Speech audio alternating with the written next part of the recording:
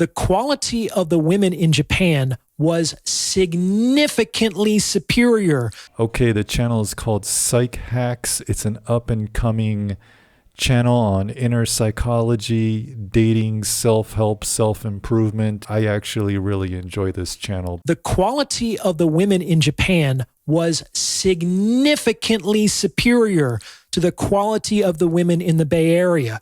Like, not by a little, by orders of magnitude. Okay, right off the bat, you can see he's very thrilled with Japanese women. He's very, very excited about Japanese women.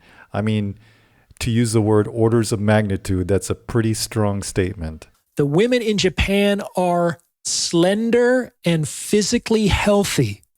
I spent a month in some of the largest cities in the world, and I must have seen 10 overweight women in that entire time. Yeah, I would say that statement is consistent with my experience. For the most part, I saw slender, for the most part, healthy women in Japan. He's comparing Japanese women to women in California. What shocked me is I grew up in California, and then in the mid-90s, I moved to Tennessee. And that was a shock for me. When I went to Tennessee, the people there were huge. There were so many obese, overweight people there just moving around with walking chairs and huffing and puffing. And he's comparing Japanese women to Californian women. For the most part, they're thin, they're fit, they're healthy. And that's because they walk a lot. You walk a lot in Japan. Japan isn't a car culture like America. What was funny is like the last time I was in America, my friend had to go pick up food that's 3 blocks away, and he drives there. Now in Japan, I'd wake up every morning and I'd go to the train station, and there would be hundreds of people walking or riding their bicycles to the train station. Most Western women literally couldn't buy clothes in Japan. He's probably saying that to emphasize how much bigger Californian women are than Japanese women. But in general, Westerners, Americans are bigger, like physiologically larger than Japanese people. Japanese people are pretty small. I mean, I'm 184 centimeters tall, and I towered almost over everybody. And I'm not obese, I'm not overweight, but I had a hard time finding my sizes and clothes that fit me in Japan, and finding shoes was almost impossible. The vast majority of Japanese women are slender and physically fit, which is appealing because it's not only attractive, but it indicates a compatible value as well. Like, I want people who care about their health. Okay, I would agree with that. I also want a woman who's fitness-minded, cares about her looks and her health. Japanese people, because of the logistics and infrastructure in Japan, are inadvertently healthy. I don't know the numbers in America, but for example, if 25% of people in California are fitness-minded, it's also about the same in Japan. You've got a portion of the population who actively are fit, who go to the gym or jog or go on leisure walks. It's about the same. These women are feminine. They wear dresses and heels and makeup. They tend to dress more conservatively than Western women. No tight clothes, no showing a lot of skin. The feminine ideal there seems to be like softly elegant, flowing and modest and dignified. Yes, I noticed that as well. A lot of American women are really out there. The breasts are just exploding out of their tops. They've got the low-cut shirt with a blubber roll sticking out, the butt cheeks hanging out.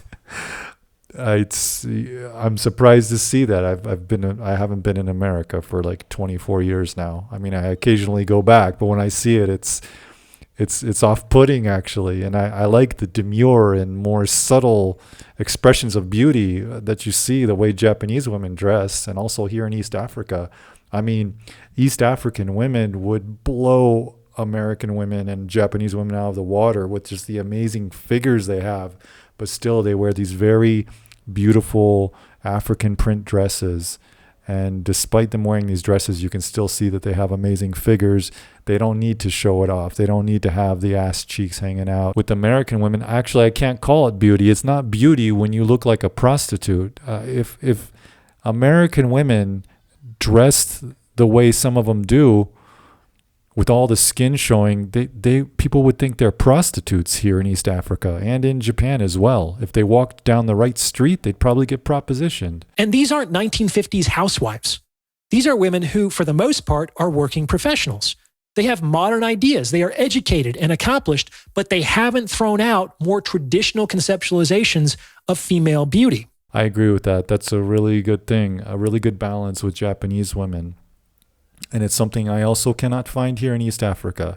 But in Japan, you have a good balance of women who take on traditional female roles, are submissive and feminine, but yet they have their autonomy and they have their hobbies and passions and a career and goals in life. That is a very good balance and an attractive feature in a woman. This is not something you can easily find in the West anymore. And you can't find it at all in the Bay Area, at all.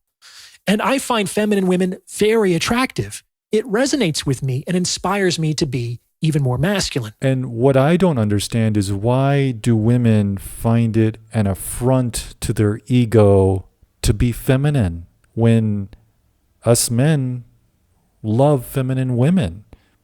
I don't get it. The women in Japan are extremely respectful. Every woman I interacted with there was extremely warm and friendly. They were receptive to conversation, and they seemed to enjoy, or at least very effectively pretended to enjoy, speaking with me. That's true. Japanese people in general will be kind and respectful. A little more understanding on this topic is that Japanese people have what they present, kind of a fake face, a face that they use outside. It's not how they really feel. It's called tatemae in Japanese. So you can be talking to a Japanese person and they can be smiling. It doesn't necessarily mean that they like you or they're even enjoying the interaction. I didn't experience a single indifferent or disrespectful word, tone, or glance from a woman in a month. When you've lived in Japan for a long time, yes, you'll experience that. But what you also begin to understand is, often Japanese people will express their displeasure through kindness, through smiles. I'll give you an example. I used to be a bouncer at a club in Kobe, so I'd work all through the night, usually from 10 p.m. to 6 in the morning. And in the middle of my shift, I'd be tired. I'd want to take a break. So a few shops down was a restaurant. And I'd climb to the top of the steps and I would just sit there because there was nobody there. The restaurant was open, but there weren't hardly any customers because it would be in the middle of the night. And I would just sit there and relax, get away from the noise and the smoke, and kind of mentally regroup.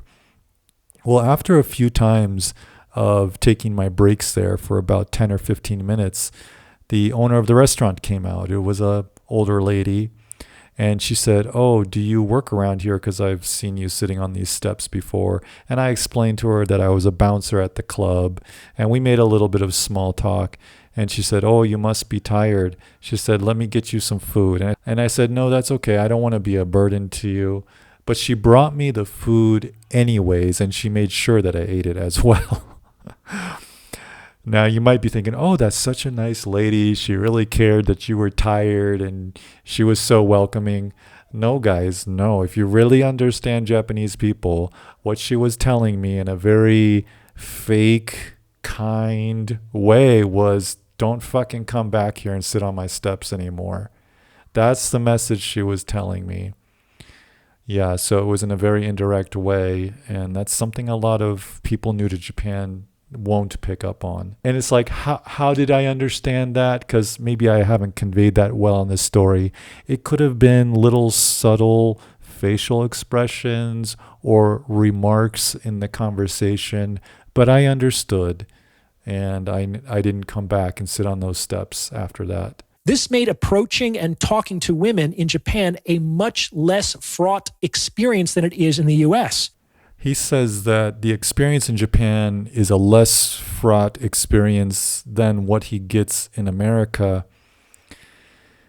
I don't know. I mean, I kind of like that Americans, you can read them like a book. If they're pissed off, you know it. If they're upset, you know it. If they're happy, it's genuine happiness, not fake happiness. I mean, Americans are easy to read. What he saw was the tatemae, just the outer face of Japanese people, and he took it literally. For me personally, I would rather talk to somebody who wears their feelings on their sleeve, expresses how they feel, even though it may be unpleasant. I would rather know that they're unhappy and they're upset than having to guess how you feel. If you think about it, it's kind of childish, but at the same time, I understand why Japanese are the way they are, and this kind of behavior works. It works in Japan. It works when they're among each other because they know when they're full of shit, even when they're smiling and being kind. They can pick up on those little subtle pieces of communication. このような、このような店は何ていう立ち飲み屋？立ち飲み屋。立ち飲み屋。あ、OK。楽しそう。My name is Misato Hamada. Misato. Misato. Okay, my name is Ryan. Ryan. Ryan. Ryan. いっぱい桜咲いてた。なんていうとこ？ここ生田神社。生田神社。Okay, that's where we're at. Okay.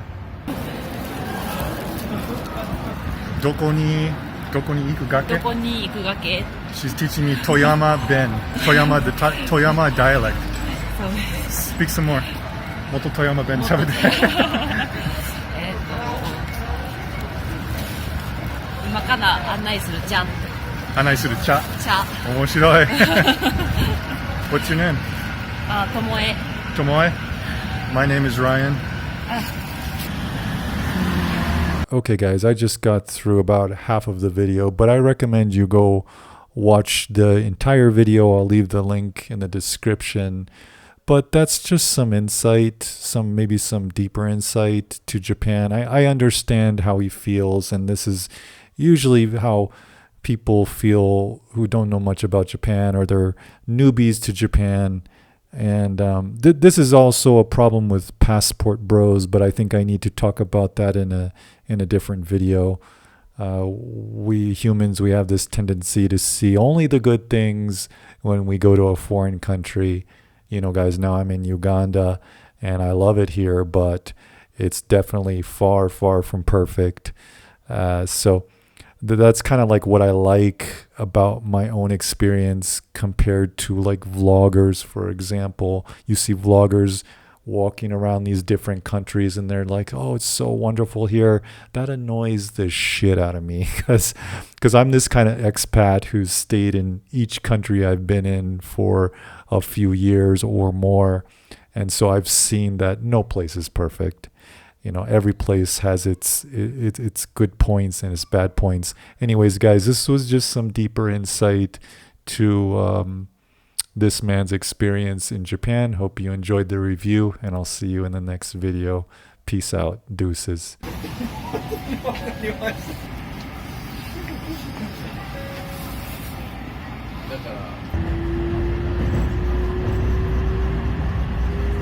次は甲子園球場前です。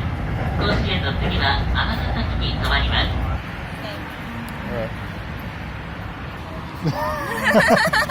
Feels like I'm walking on eggshells, don't believe me? Well, check it as my legs swell. I guess nothing's ever easy.